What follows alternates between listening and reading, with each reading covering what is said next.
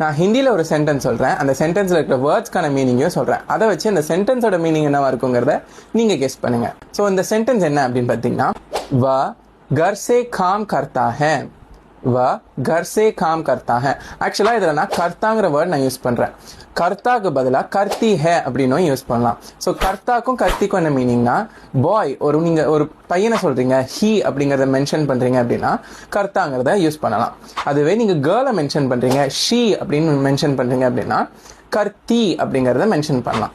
So இதுல அந்த வங்கிற வேர்டுக்கு மீனிங் வந்து he or she, based on the கர்த்தா ஆர் கர்த்தி, நீங்க எது யூஸ் பண்றீங்களோ அதை பொறுத்து ஹி ஆர் ஷி வரும். அண்ட் காமுங்கிறது வேலையை டினோட் பண்ணுது, கர்னா வீடுன்னு அர்த்தம், கர்த்தா ஹேனா செய்யறாங்க, வேலை செய்யறாங்க அப்படின்னு அர்த்தம்.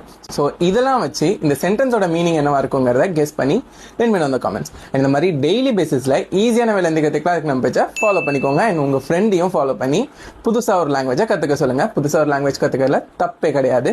தைரியமாக கற்றுக்கோங்க. பாய்.